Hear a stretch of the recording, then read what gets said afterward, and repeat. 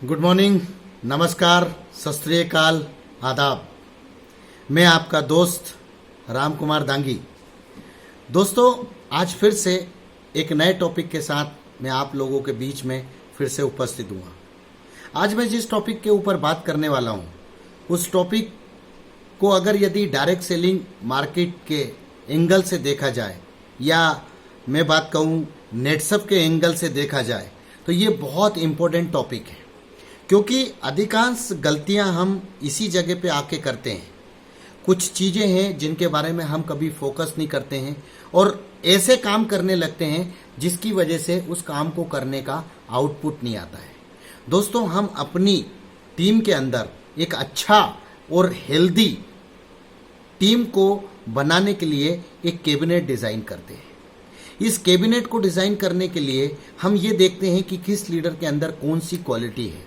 कौन सा व्यक्ति किस तरीके से परफेक्ट हमारे कैबिनेट में आने के लिए बैठता है, उसके सवाल कैसे हैं, उसके जवाब कैसे हैं। इन छोटी छोटी बातों का हम लोग ऑलरेडी एनालिसिस करते हैं, तब जाके बड़ी मुश्किल से एक स्ट्रॉन्ग और एक हेल्दी कैबिनेट हम लोग बना पाते हैं।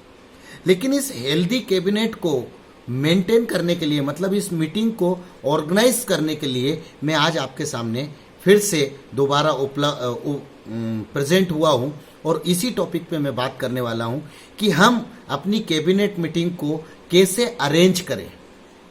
और अरेंज करने के साथ साथ हम ये देखना चाहते हैं कि इसके लिए प्रिपरेशन करके क्या जाना पड़ेगा, मतलब हमको इस मीटिंग को ऑर्गेनाइज करने से पहले इसकी क्या क्या तैयारियां करके जानी पड़ेगी। दोस्तों, छोटी छोटी बातें हैं जिनका हमको ध्यान में रखना है। सबसे पहली बात, जब ये मीटिंग हम ऑर्गेनाइज कर रहे होते हैं तो सबसे पहली चीज ये देखना है कि साइकिल एंड के एक से दूसरे दिन में ही हमको इस मीटिंग को ऑर्गेनाइज करना है, क्योंकि इस मीटिंग को जितना लेट करेंगे हमारा टारगेट उतना ही, हमारा डिस्कशन उतना ही लेट होगा, जिसकी वजह से हम जो एक्टिविटी करना है शायद वो एक्टिविटी नहीं हो पाएगी। तो सबसे पहले क्या सोचना है, सबसे पहले इसको साइकिल एंड होने के 1 से 2 दिन बाद में हमको इसको अरेंज करना है।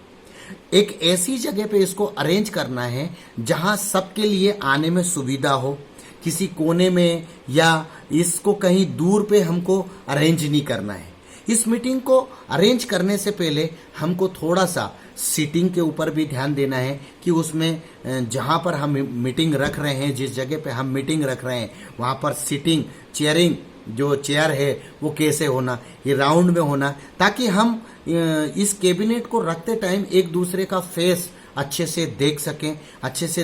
जान सकें, ताकि एक दूसरे की बातों को अच्छे से सुन सकें, अच्छे से समझ सकें, हम उसके एक्सप्रेशन देख सकें, वो हमारे एक्सप्रेशन देख सकें। इस बात के ऊपर हमको ध्यान रखना है। तो इस तरीके से हमको एक उस कैबिनेट के अंदर उसको ऐसी जगह पे रखना है जहां से उसके अंदर एक जो हमारा कैबिनेट है उसके अंदर एक फील जाए, एक अच्छा मोटिवेशन जाए कि नहीं, मैं हकीकत में किसी ऐसे लीडर के साथ में हूं, एक ऐसे व्यक्ति के साथ में हूं जो हकीकत में इस कैबिनेट को एक ऐसी जगह पे ऑर्गेनाइज कर रहा है। ये तो बात हो गई दोस्तों ऑर्गेनाइज की, कि हमने ऑर्गेनाइज करने से पहले किन किन चीज़ों के ऊपर ध्यान करा। अब बात करता हूं मैं प्रिपरेशन की, कि हमको किन चीज़ों के ऊपर ध्यान रखना है। देखिए, सबसे पहली चीज़,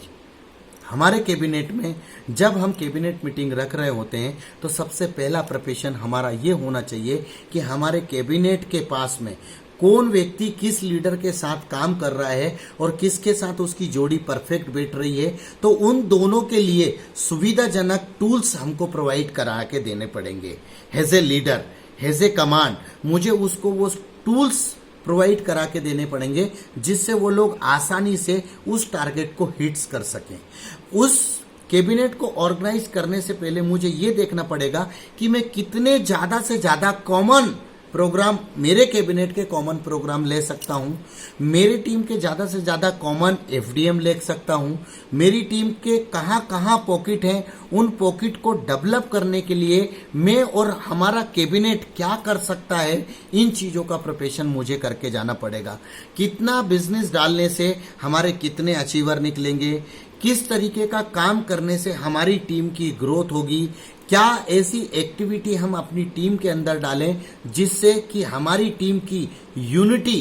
पूरे हिंदुस्तान में एक अलग तरीके से हो जाए। मतलब सिंपल सी बात है, मुझे कैबिनेट में हर एक लीडर की टीम को और उसके बिजनेस को एनालिसिस करके जाना पड़ेगा,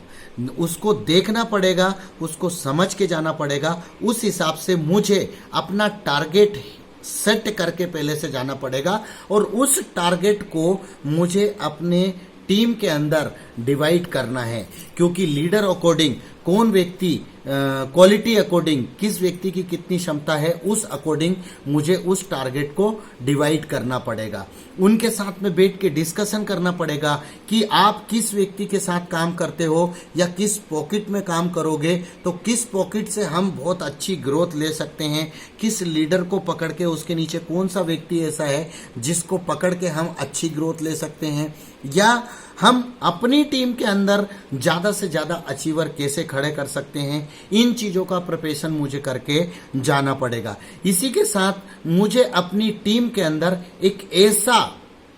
माहौल खड़ा करना पड़ेगा जिससे कि मेरी टीम की, मेरे कैबिनेट की स्ट्रेंथ एकदम स्ट्रांग हो जाए, जिससे हम एक दूसरे के ऊपर ब्लाइंड फेथ कर सकें। और ज़्यादा से ज़्यादा मुझे अपनी कैबिनेट के अंदर ऐसा ही एक माहौल खड़ा करना है ताकि वो लोग आपस में मिलके भी